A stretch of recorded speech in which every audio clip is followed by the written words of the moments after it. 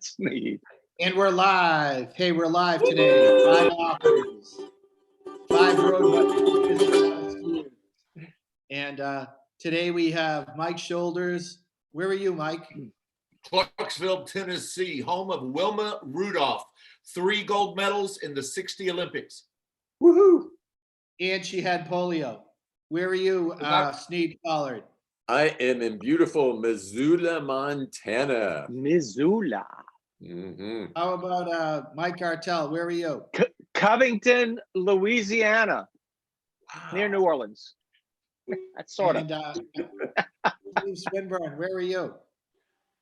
I'm in southern Vermont, a little town called South Londonderry. Londonderry is the home of snowboarding. I don't know if everybody knew that, but we invented snowboarding right here in my town. So did you guys invent the word goofy for left-handed? Did you invent the word goofy? In snowboarding, if you're left-handed, they call you goofy. That's correct. No, I didn't invent that. Was that invented in your town, being goofy? Probably. You know, I've been called that, and I've never even been on a snowboard. By the way, I'm Jerry Plata. I'm in Boston, Massachusetts today. So there you go. Actually, I'm in South Boston, right near downtown. I used to live in the suburbs, but I'm done with the suburbs. I like the city. So you ready? This will be our first question of the day. Okay? So just so there's new people watching us and they don't know who you guys are. So Mike Shoulders, tell us the very first book you got published. My very first book was called V is for Volunteer, a Tennessee Alphabet. It's the part of the Sleeping Bear Press State series. It goes from the Appalachian Mountain all the way to the Zebra Swallowtail. First book published in 2001. Was he allowed to say that, you guys? What year it was published? Was that allowed? Yeah, that's legal. Sure. All right, Sneed, you go next. My very first published book was a book called Sea Snakes, published by Boyd's Mills Press. Yay! In 1993.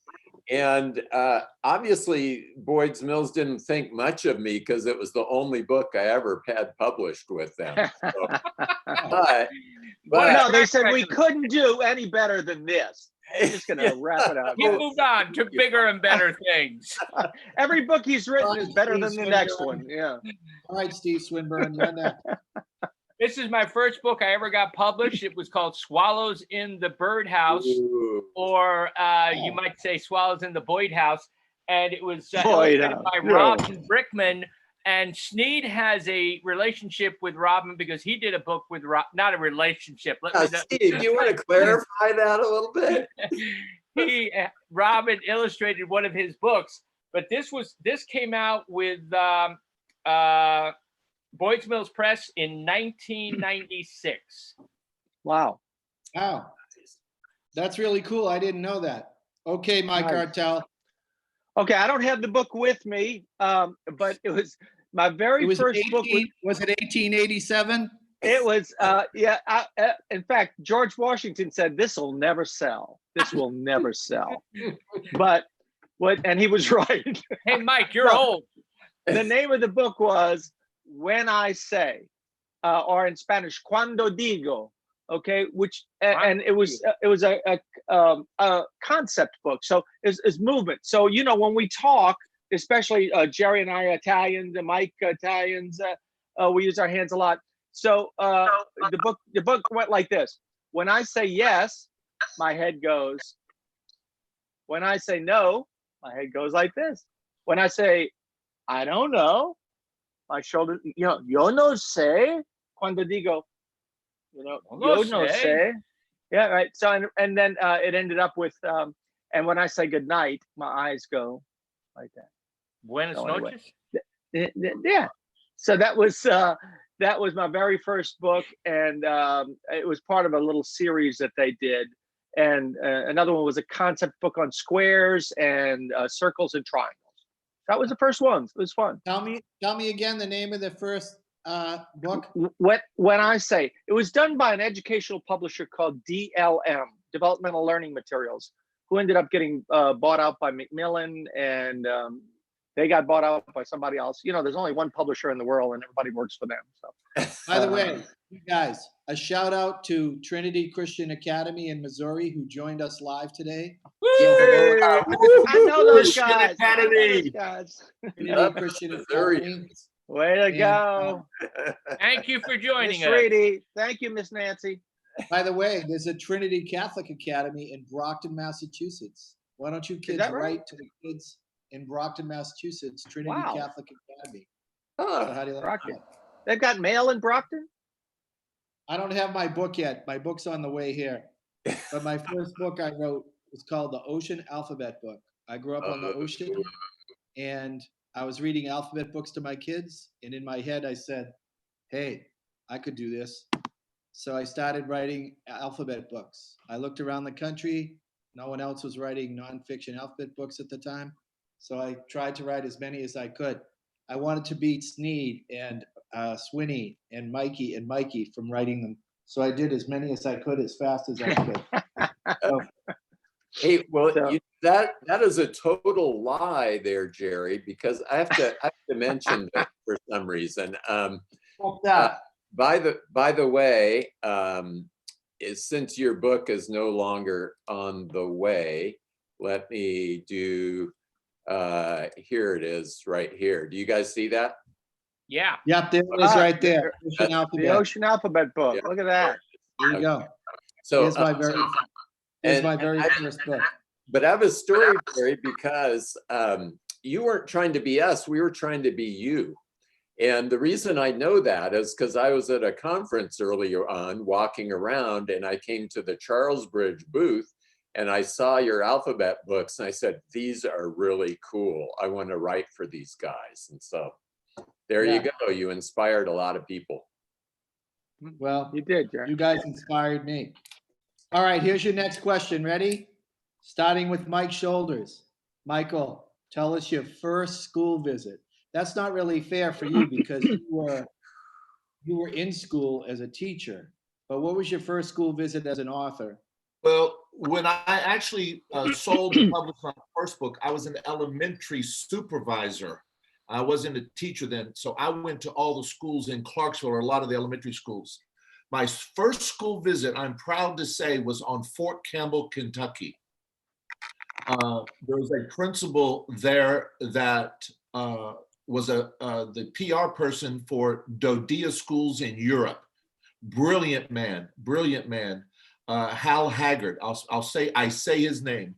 And so he and I played tennis. And when my book came out, I went and I spoke on Fort Campbell at a new school, NEW, because they named their schools after soldiers.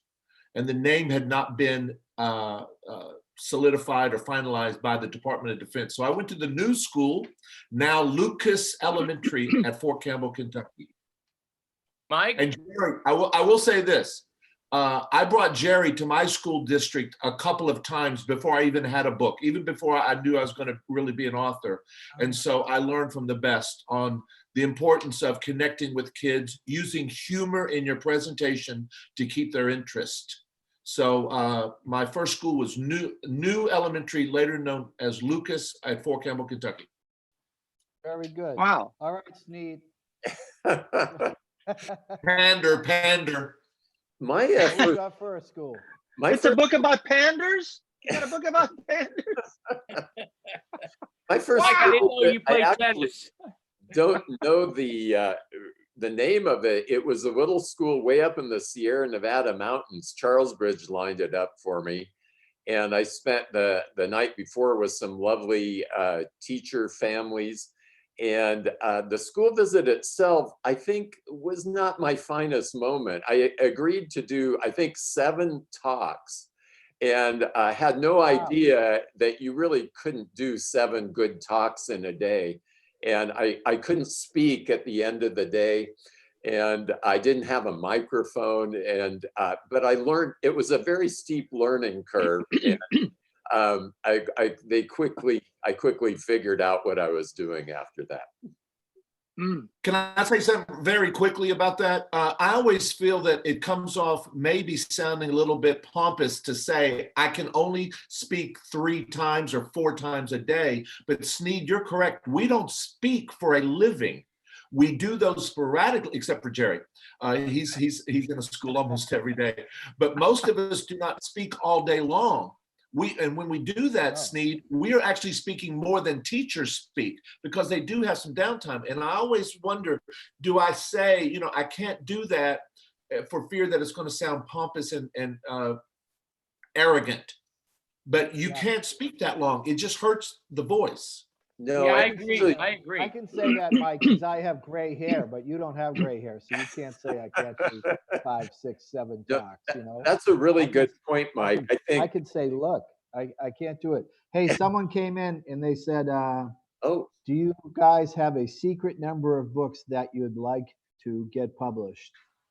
And A secret number? A secret number?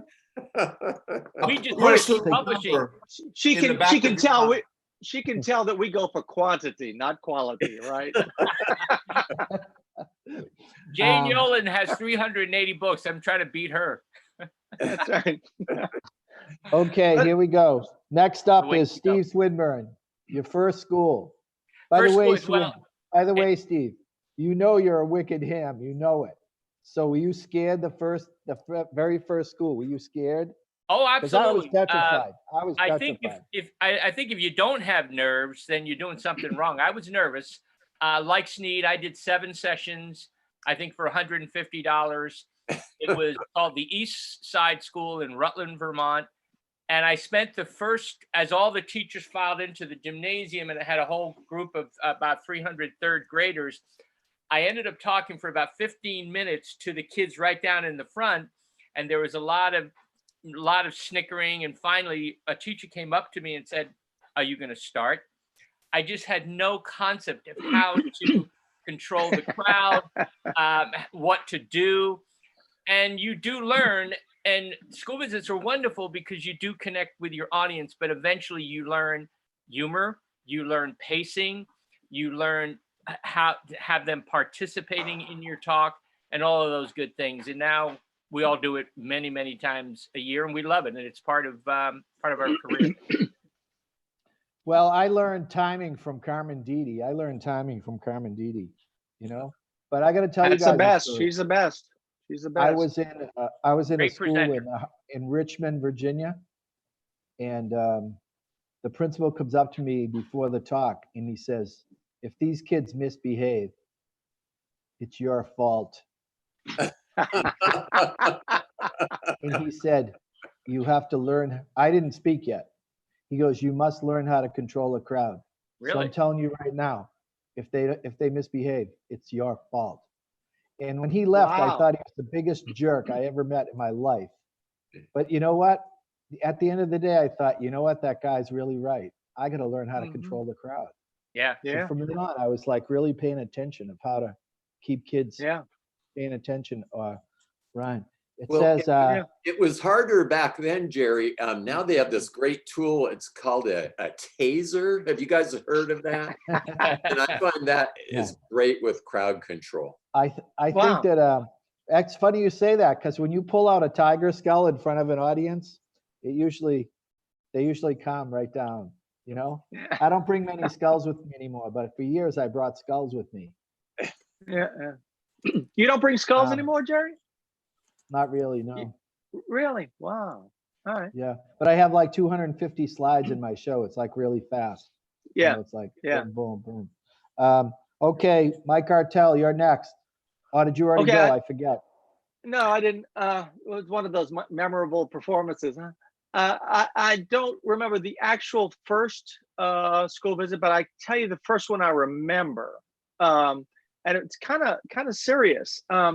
I spoke to a school system to a school where it was kind of poverty stricken. It was a real poor neighborhood, and the school didn't have much money, and the kids were kind of poor. And they were great kids. They were really good listeners, but I thought I did a pretty good job, and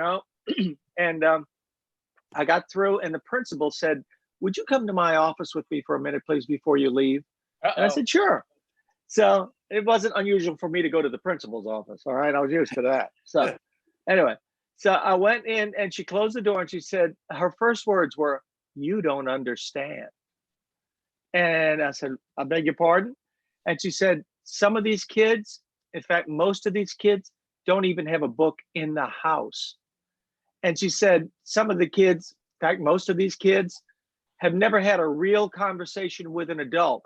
It's just the adult telling them, do this, do that, shut up, get out of here. Just really crude and mean and insensitive kind of conversation. And she said, you're talking to them like they grew up with happy families and good environments, and a lot of them didn't. And she said, you need to think about that when you do your presentations. And boy, it was kind of like somebody throwing a pie in my face, you know. It made me think, wow, you know, I need to be sure that when I do my presentations, I'm talking to all the kids. And that you know, you still want to encourage the kids to try to achieve at a high level. You know, you can't have that soft expectations, as Martin Luther King said. You know, you have to have high expectations, but you have to understand that that's got to be brought along kind of in steps. And so that was the most memorable thing for me. And that was one of the first I ever did. If I can throw something out here, because Jerry gets it. I've seen his presentations multiple times with kids. I tell principals and teachers a lot that I do what's called edutainment. Now, I don't think you need to entertain the kids for the 45 minutes to an hour, but you need to educate them, but you need to throw in and be entertaining to keep their attention. And I've not seen the other three of you, but I've seen Jerry do it 100 times. Kids love him because he's funny, he gets it. And as an administrator, a school administrator, that really excited me to see him work with kids in my district. Yeah, well, you know, the whole world is ADD now. The whole world. We've been trained, starting with Sesame Street. If you think about it, Sesame Street was, you know, boom, boom, boom, image, image, image, sound, picture, change the image. You know, if you want a nice little experiment, kids, watch a commercial on TV and count the number of times the image changes. You'll be shocked. In a 30-second ad, you'll see 30 or 40 images.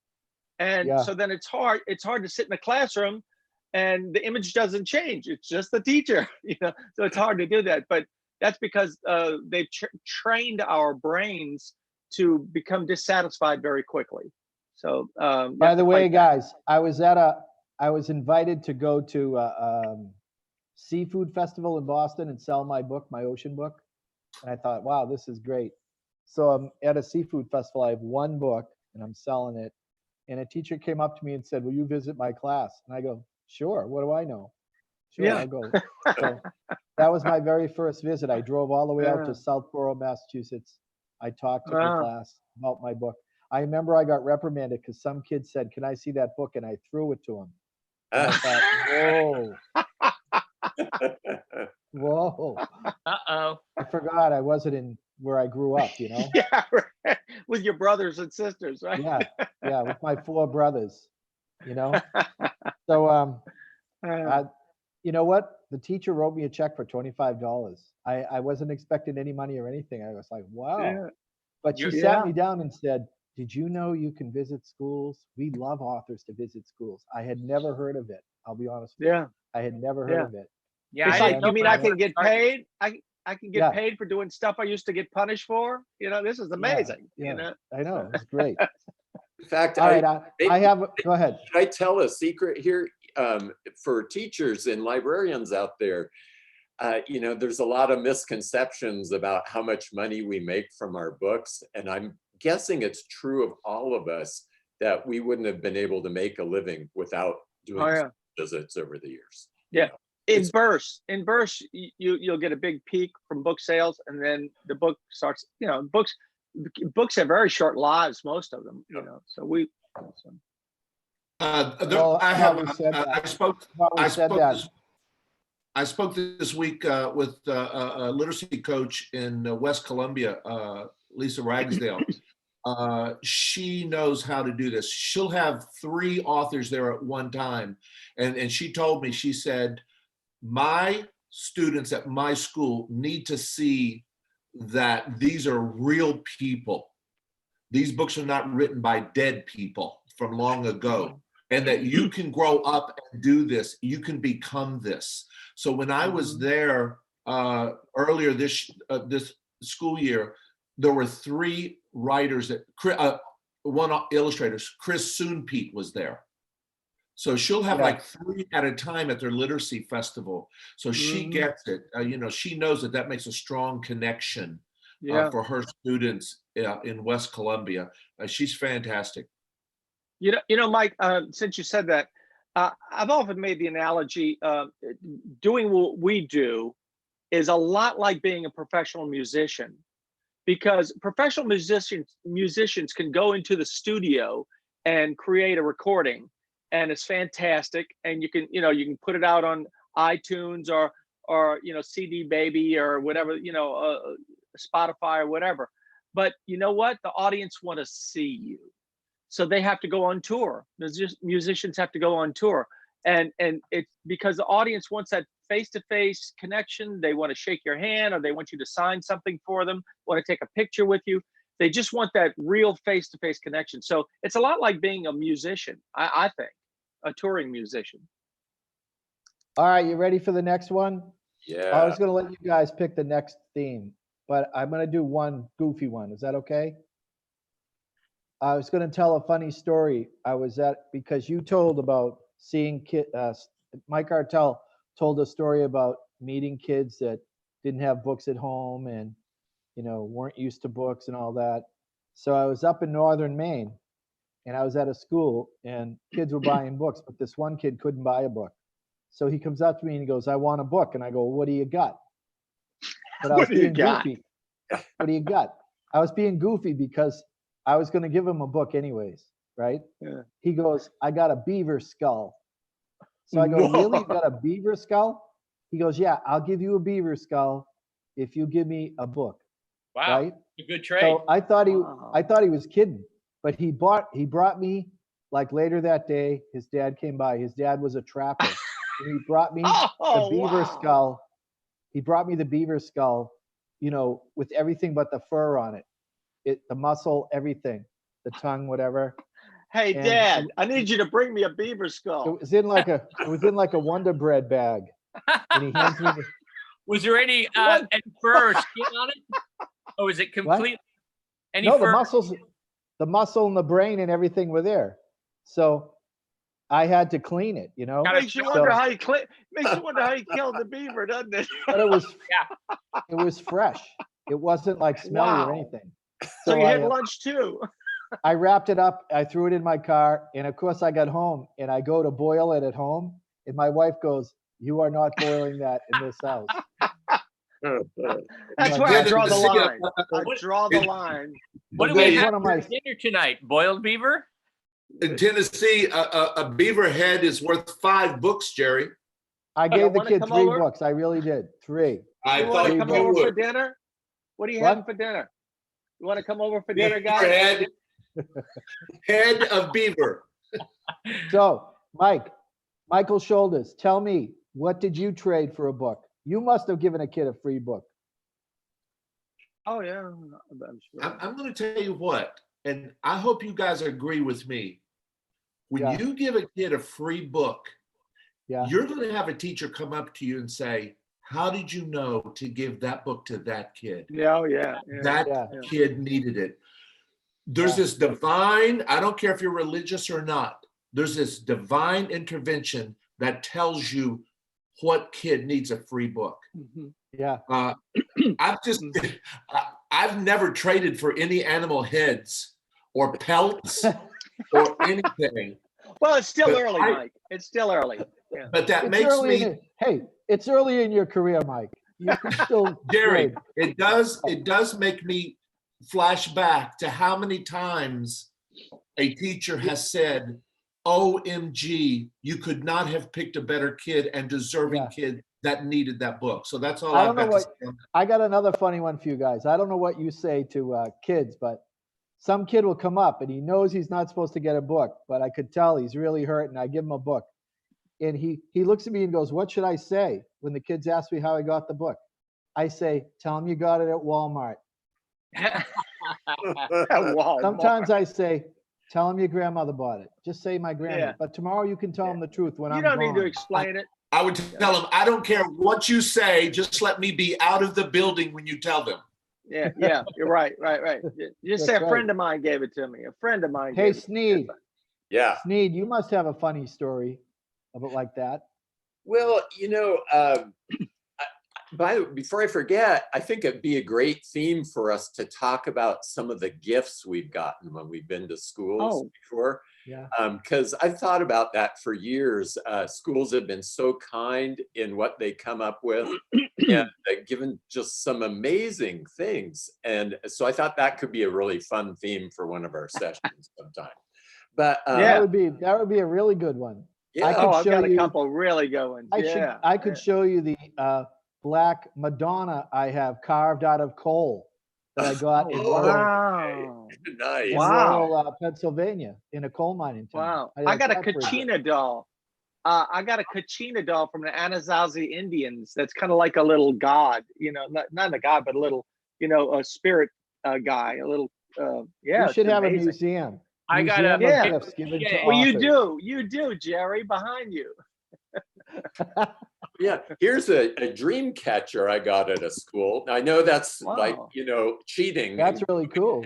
Ourselves. Yes, Yeah. it's very cool.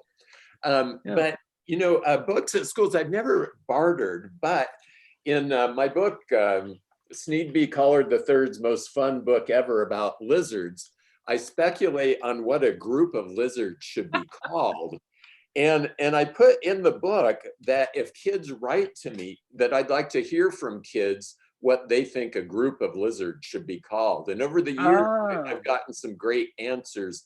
And I mean, there isn't a what do you call Collective word, a Collective collective noun for word. that? Yeah. No, I don't think there is really. Let's see, what does it say here? Gang of lizards. So kangaroos are a mob, of course, and all that. There's some, but I don't. A crash of rhinoceros. Yeah. Are you serious, Jerry? Is that Yeah, true? go look it up. A crash of rhinoceros. A crash of rhinoceros? Wow. In a raft of seals if they're in the ocean. I knew that. floating. I knew A that. tower Yeah. of giraffes. What? A what? A tower of giraffes. Oh, I like Oh my that. God. I like that. Wow. Well, there's Wow. one term is a lounge of lizards, but I didn't like that term. So I wanted kids to come up with something better, and they have, And so, and I like a scamper of lizards. I thought that would be a cool name, and then A skitter. I think this would be a good name. Yo, let's get out of here, lizard. Right. But whenever I get an answer, I almost always send them a book, even though I don't tell them I'm going to do that. I just Hey, think, somebody read the chat questions. Somebody, I can't do Okay, it right it says, now. my first, well, I haven't read, it says, Lynette Richaud says, for an inspiring author, this has been phenomenal. Well, thank you, Lynette. You're very Thank kind. you. oh yeah, Thanks, Lynette. yeah. So Linda Edwards says, it's been an amazing month of author shares. Welcome to live chat. And then let's see what else it says. Nancy Reedy says, my first years of teaching was in the area that students were getting up at 4 a.m. for their farming chores. Wow. Oh, wow. Yeah. The shocking issue was parents wanted me to teach them to read. Books are exciting. Very good. It's hard to teach tired children, though. Yeah. My wife grew up on a dairy farm. She grew up on a dairy farm. And in the late summer, early school, they would take a break. And I guess it was like late August, early September, something like that. And so some of the kids could go help pick cotton and stuff. Pretty cool. Yeah. Yeah. Which grown-up authors do you like that inspire you? I put Roald Dahl and John McPhee. How about you guys? Roald Dahl's a grown-up author? Isn't he a grown-up author? Isn't he a children's author, a young adult author? He is, but yeah, it depends how you read him. He was grown up when he wrote his books. Nice catch, Steve. Yeah, thanks. I love Paul Theroux. Paul Theroux, he's the travel writer, Yeah. Oh, but yeah, he Paul doesn't Theroux's he great. doesn't write like go stay at this hotel or something like that. He No. travels and he journals the Yeah. history, the kind of people they are, what they eat, all that sort of stuff. And when he travels, sometimes he never takes a plane. He just walks or rides a bike or gets in Wow. a taxi or something like that. I love his books. Do Like any the of you one know where the he- name? Go ahead. Do any of you know the name Ruta Sepetys? Mm-mm. No. But I had some of played- that on my arm. I had some of that on my arm one time. No, Like, you didn't. You really need to look He up. played Ruta left field. Sepetys. He played left field He for the Red did. Sox. I ordered that the other day at a restaurant. It was delicious. there She you won go. the Carnegie Medal, and I believe, if I'm not mistaken, one of her books was awarded the very first award from ALA. That was a book for adults that's used in schools. I think it was her book. It was either that or All the Light We Cannot See. But Right. Ruta Oh, Sepetys, Great book. look. Wow. Oh, great book. By the way, I spend a lot of my time reading stuff, that will be in my area.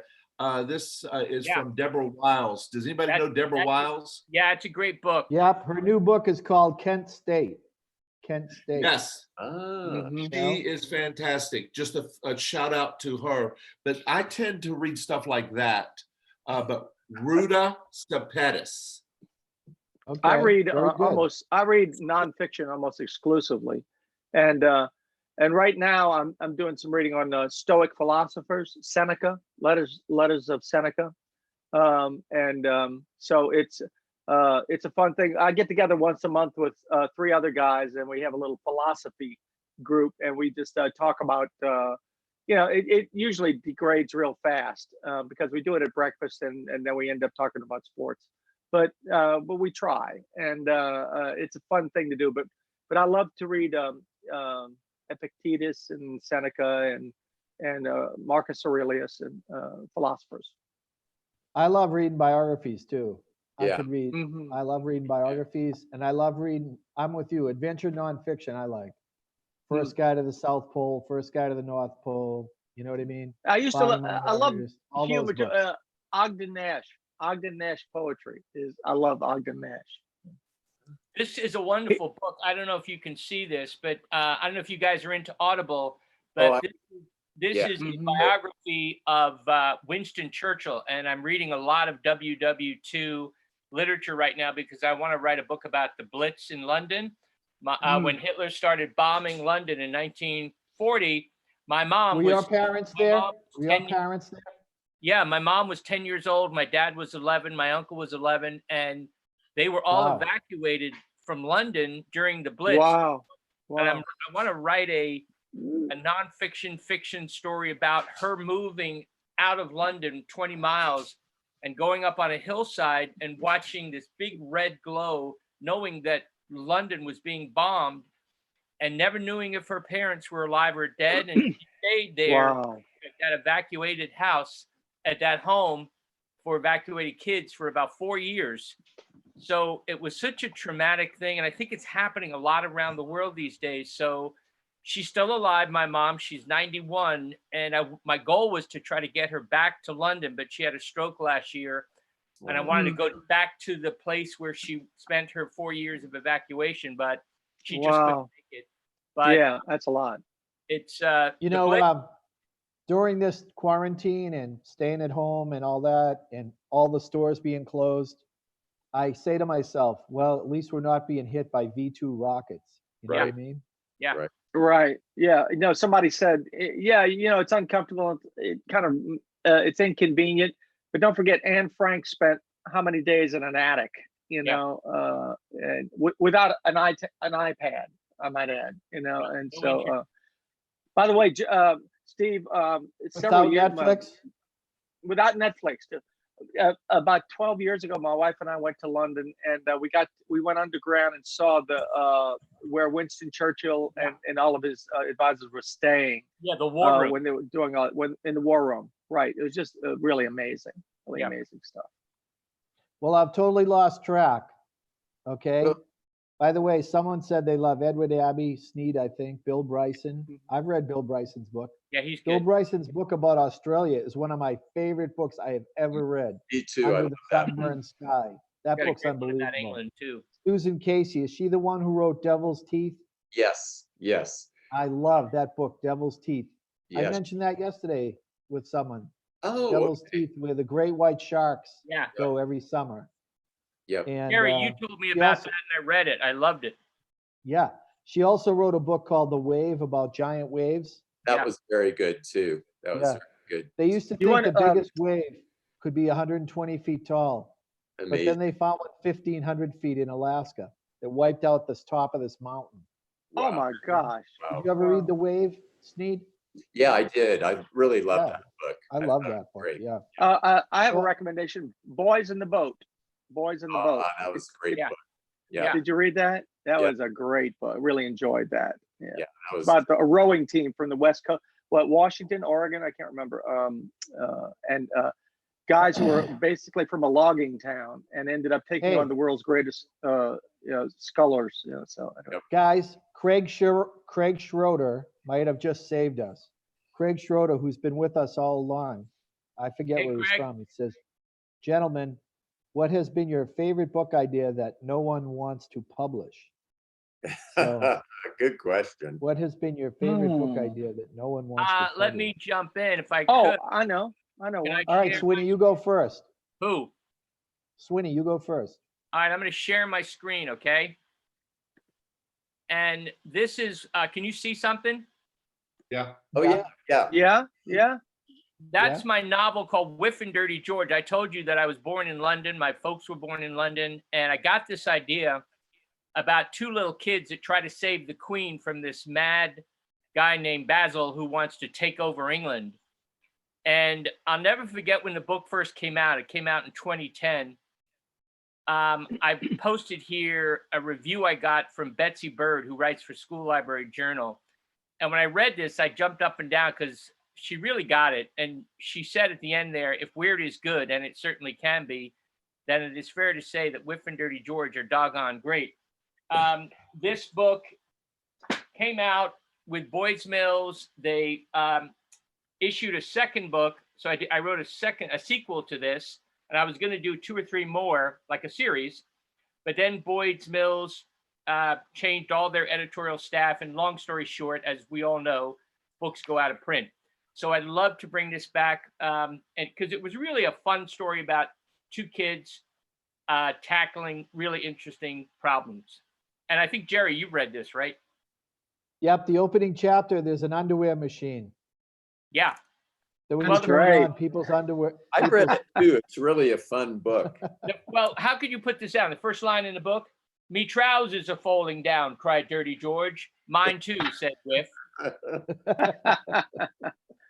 Well, right, Steve, that's a it. good thing. I just have to say something about that, Steve. We've all seen this where teachers or librarians want us to look at the writing that kids have done, or even that adults have done, and they'll ask us our opinions and all that. And what I always tell them is, let me see that first line, let me see that first paragraph, let me see the first page, because if it doesn't start out with something interesting, amazing, unbelievable, funny, scary, weird, if it just starts out, it was a beautiful night in the country and the moon was high in the sky, and it's like, oh, you're driving me nuts, it's so boring. All right, so you have to start it out in a way that's interesting, however you decide to do that. Yeah. But you have to make it interesting to the reader in some way, because your words have to create the same picture in their head that you have in your head. I always tell kids when I visit schools, there are 3 things I'd love for them to do in their writing: strong verbs, and I always use that symbol, cool details, and hook the reader. Strong verbs, cool details, hook the reader. If they can just do those 3 things, there's so many other things they can do, but if they can do those 3 things and work on those 3 things in their writing, young authors will really, their writing will come alive. And that's what we're trying to make them do, have their writing come alive. So, Craig, and I look, have a a good, title. Oh, go ahead. I'm sorry, Jerry. Go ahead. well, I didn't mean to interrupt you. No, No. Just work I on am your an titles, interrupter. too. My kids tell my friends he's an interrupter. He's an interrupter. Interrupting cow, right? Yeah. No, I'll tell you a book that I thought of that if I ever mention it, they'd say, no, we can't do that. We can't do that. I wanted to write a book of all the different gods, A through Z, like the snake god, Zeus. So I had a Z, Zeus. Right. Well, obviously, I was raised Catholic. I went to Catholic school 16 years. I'm an unapologetic Catholic, really. And I had 8 years of nuns, 8 years of Jesuit priests, okay? But I wanted to write a book like A for Allah, B for Buddha. You know, when you think of all the gods in the world, like the wind god and the war god, and you know what I'm saying? Some people think Michael Jordan was a god, Larry Bird was God. You know what I mean? Roger Federer is a god. No, the Beatles were gods. The Rolling Stones were the devil. The Rolling Stones were that's Satan. right. The Beatles were God. The Satanic Rolling Stones were Majesty's Satan. request. Yeah, that's right. That's right. So there's a book that they wouldn't let me do. So Sneed, you must have one. Yeah. Well, you know, I mentioned the lizard book earlier, and so I'm going to come back to this because I wrote this book. When I started my career, I wanted to write a funny science book. And so I wrote this book about lizards, and I love the humor in here. Like, I pull the chain of readers quite a bit. Like, I put, in a single sitting, a thorny devil has been known to chow down 2,500 ants without dipping sauce, you know? Wow. So there's stuff like that, you know? And at the recent World's Most Evolved Reptile Championships on Lizard Island, Australia, chameleons won trophies for the ability to change color to match their surroundings, et cetera, you know? So, and when I started sending this out, nobody got it. They're just like, what, science, humor? We don't know what to do with that, you know? We all do it. We all do it. All of us. I've been told that your books have science and humor. It's very rare. Yeah, it took me 10 years to sell this book. Yeah. Another 5 years or so to get it published. So it's a lesson in patience. So I think science and humor are a great combination. I really do. Yeah, there's so many ways you can go with it too. Yeah.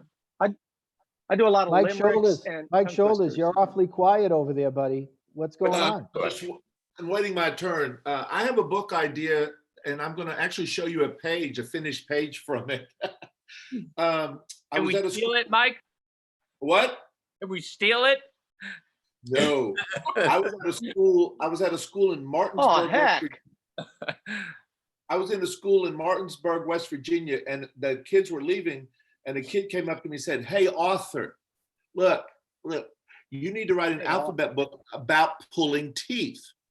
And so this book, I wrote a book, an alphabet book on 26 ways not to pull your teeth. And of course, the last page would be an explanation on how to do it. So I sent it in, and the editor, my editor at the time that was doing my books, loved it, but took it to committee, and it was like, what? So they turned it down. 6 months later, she contacts me. She goes, "Send that back to me. I'm going in there, and I'm going to fight for that book." Well, you all know Kathleen Kroll? Yeah. Yes. Her husband, Paul Brewer, is an illustrator. So I explained the concept to him that this is a farce. This is how you don't pull your teeth. So he got it. And so I want to share with you the B page of my book. Okay. Can you see it? This is how. Oh, yeah. Yeah. Bobby went to the bowling alley with his brother Benny. He hoped he'd get out one loose tooth, but he knocked out way too many. Nice. Mike, this is a great idea. I'm gonna have this on my editor's desk by Monday. Yeah. How do you screen capture again? Screen capture. Let's see. Okay. That's great. That is hilarious. So anyway, hey Mike, do you tie a tooth to the space shuttle? Have you done that yet? Tie the tooth to the space shuttle? That is the R page. And here's what I did is 26 kids in the class, half girls, half boys. Starts with A. I actually researched the most common names of kids so that I could use their the most names that would shotgun in a school, you know, to get the most names. But Was here's the Sneed one genius of the of names? Paul- Was Sneed one of the names? No, Oh. Okay. But listen, Oh, listen. man. Here's the payoff at the end. Paul said that if he got to do the book, the last page, the last double page spread, would be Yeah. a class picture of all the kids, and Bobby would have a 7-10 split. Ah, nice, nice. That's great. That's a great idea. It's not So published. Yeah. And it's not, is it being submitted now, Mike, or no? What? Is it, do you have it in submission now? I do not. I do not. It's one of those things you get so disgusted with, you know, the getting it out there, getting it out. No, it's not anywhere yet. But Well, Yeah, I think it's really I fun. do. Listen, I'm going to find a video, and if we have time at the end, I want you to see the most ingenious way a kid pulled his teeth. But I'm going to get it ready, and we'll go on to someone else. And if we have time, come back to me to see it. So Mike Artell, right? What's your book?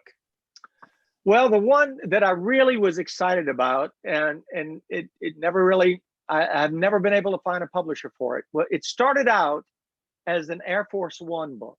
I wanted to do a book about Air Force One, the president's plane. Cool. Excuse me. And so I talked to the people at Andrews Air Force Base, where they keep Air Force Ones, and talked to some of the people there, got a lot of information, could not find a publisher. So I said, well, let me expand it a little bit. So I did the research on every single Air Force One that was ever done, okay, and where they are.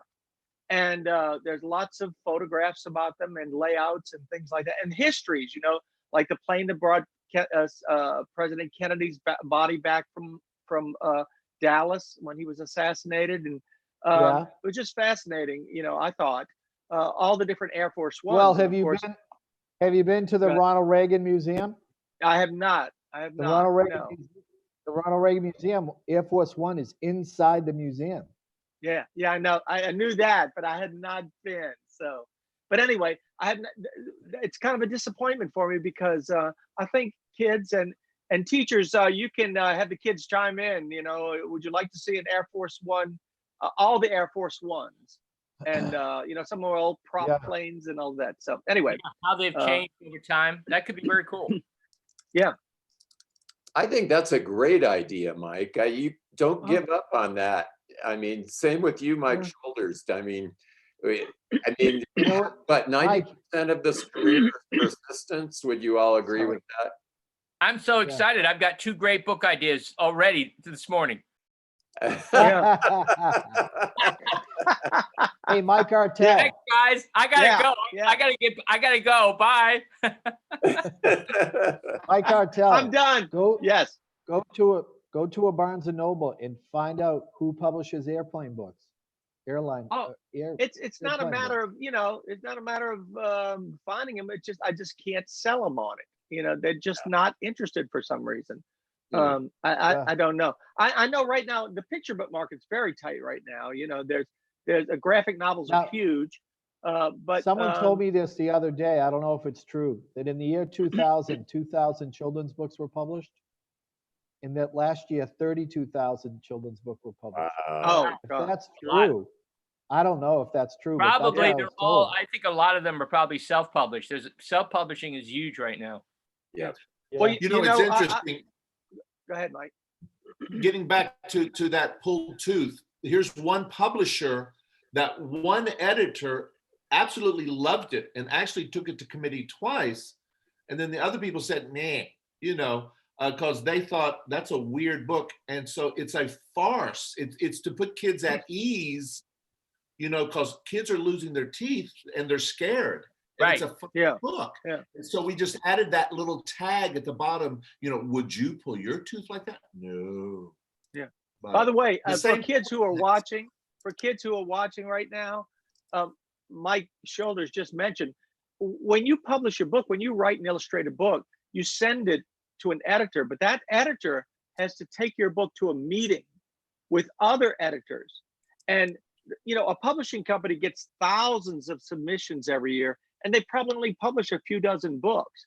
So they have to pick very carefully. And even great books, you know, that are written beautifully and illustrated wonderfully don't get published because publishers can only publish a few dozen. So you have to understand that it isn't just writing the book. You have to get an editor who can help take the book like a shepherd through the whole process for you. My And sell dentist, the book. The book. This is a business, so they have to be able to sell the book and publish it and market it. Yeah. but my dentist told me that when they go out to schools in National Dental Month, that there are not a lot of teeth books out there. I'm the sure. Berenstein Bears, and that's Yeah, it. So yeah. he was excited Yeah. about the concept. But By the way, Maybe- guys, I will admit this. I went to the dental convention. and I had a Did booth- you? I had a booth, and it was as good as being at IRA. I'm not kidding. Wow. Sold a Kidding. ton of books. What? Were you there? Was it just an experiment, Jerry, or did you have a book that? Well, what particularly happened appeals is to- I was just lucky. They wanted some local Boston color at the convention when it was in the Boston Convention Center. Okay. And they said, "You're a Okay. Boston author. Do you want to come have a table?" And I go, "Yeah." It You was didn't really great. say. You didn't Hey, say. Mike, "Can I chew wish on I that had for a your book. while?" What? You didn't say, "Can I chew on that for a while?" Oh no. He told the Hey. truth, the whole truth, and nothing but the truth, right? Guys, see this book right here? I want to see if you can beat this. You ready? This book came out 25 years after I wrote it. 25 Wow. years. A I think I giraffe. can beat that. Wow. So there you go. Wow. Can you beat that? Wow. Yeah. 25 years? do you want to see? Do you want to see Jimmy pull a tooth? This is 15 years Yeah. right after 9/11. It came out in 2016 with Scholastic called Safe That's a in the long way. Store. Yeah. That's a 15 beautiful years. book. Yep. Beautiful book. Guys, I have a book that was published in 1990, early 1990s, 1991, 92, that's still in print. Nice. Yep. Yeah. So, Yep. yeah. So, But going You to know, the Very good. question too, I have dozens of manuscripts that I have not sold, you know, and that, right. raise your hand if you're in that situation too. I Jerry's guess. the only one who's sold every manuscript that he's written. Everything he writes is pure gold. No, So you I'll know. tell you two books I wrote that I couldn't sell. I wrote a book called The Perfect Soccer Team, and the goalie was an octopus. I'll just leave it at that. What And then about I your wrote a- hair care? What about your hair What? care book, Jerry? I wrote a book called Michelangelo Fractions. You know when the Da Vinci Oh. Code came out? Yeah. Yeah. I'm not going to let this pass. So I wrote Michelangelo Fractions, but Oh, nobody wow. wanted it. No, it Love didn't go. Michelangelo. I have his notebooks, a copy, you know, they Yeah. printed his notebooks, and just, you know, he was unbelievable. Da Vinci. Yeah. I Uh, Um, a book called Mites in My Mustache that never sold. And I thought it was Is a that true? surefire. Is that Could have true? been worse. Could have been worse. You know where those mice like to go. And then those two Hey. gals published that awful Cockroach Family book in New York. And I thought, hey, if that Oh. can sell, why not Mites in My Mustache? Sneed, you blew it. Yeah. All you had to do was say mites in my eyelashes, and it might have sold. Yeah. Was that the right. difference? You're probably Hey, look, Carmen sold her cockroach book, right? That's right. There's a market out there for it. Well, That's getting right. back to poop, I wrote poop poems. Wait, were we at poop? Were we in poop? Well, we always get back to poop. I wrote poop poems, but I just couldn't Poop sell it. poem. And I used to recite them at schools, and the kids and the teachers loved them. And editors said, I no doubt that you would sell a lot of these at schools, but we'd get so many complaints from parents. And since that time, I've seen so many Walter the Farting Dog, everybody. Yeah. So Yeah. Steve, did you write it on single ply or double ply paper? Hey, Steve, can you give us a little tune on that poop? Yeah. On the poop poem? Yeah. Yeah. You got a little poop song for us? Yeah, I do actually. This is called "Everybody Goes Sometimes." I'll be right back. Gotta I'll be go right back. sometime. Hey, wait, That's the Steve, way Steve. it always goes. You can do it with a grumpy look. You can do it with a grin. Cha cha cha. Yeah. I know that song. Everybody gotta go sometimes. You can do it with a I've grumpy listened look. to that 100 times with my grandkids. Show But the not disc, without your phone. You can't go without Show your the phone. disc. That's for sure. Steve. Yeah. Show the cover. Show the disc. Oh, so I couldn't sell the poetry book, but I made a poetry CD called Where's he gone? He's building tension. What is it? Hold it up. Poopalele. And on the Wow. got Everybody's Got to Go Sometime, the poop song, I Can't Go, Things to Do with Poop, I Gotta Go, Ode to Fragrance to Poop. And they're still Wow. available. I got a few left. You know, that's the thing about this group. We keep You the know, bar I think of- high. We keep the bar I think high. of like, Yeah. when I think of music, I think of Pet Sounds, Sergeant Yeah. Pepper, Yeah. you know, and then I think Not of me. I think Poopalele. Poopalele. I think Poopalele myself. Yeah. Yeah, me too. If your guys are nice, I could send you one of these. Okay, do you still have CD players? Oh yeah, I have my copy, Um, Steve. yeah. I treasure it. Yeah. It's right next to my 8-track. Yeah. All right, here we go. Ready, guys? We're almost out of time. So let's see. Mike Shoulders has been quiet today. Mikey, do you think of anything special we could discuss as a closing thing for our show today? No.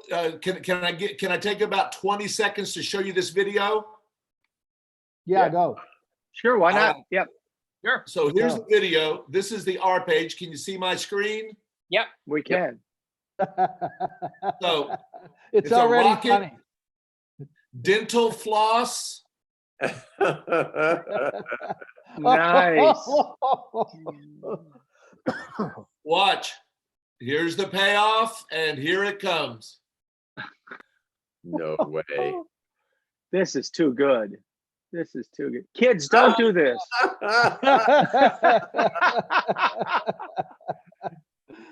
Oh No. man. So I'll let you watch the rest of it. But that's my R page. It's Ryan pulls his tooth with a rocket. Oh, nice, Mike. That's really Yeah. great. That's That's my really research. Wow, Mike. I That's like good. that. That's really funny. All right, everybody. I think we had a great day. Thank Yep. you, Sneed, for coming all the way from Missouri. And thank you, Mike Shoulders from Tennessee, and Mike And Artell, wherever I'm from here today. Covington, Louisiana. Aren't you from Covington, Take your Louisiana? screen Yeah, off. yes, I am. Yes, I am. No, there's nothing to see really. It's just a wall. Lee Swinburne from Vermont. Thanks, and Jerry. Great. Yeah, thanks, Very Jerry. polite. Nice seeing. Are we doing this? Thanks. Yeah, thanks, Mary Alice and Jamie too. Thank you. Thanks, Mary Alice. Thanks, Jerry. Bye, Sneed. Bye. Mike. Bye, Bye. everybody. guys. Thanks for coming Bye, on. That y'all. was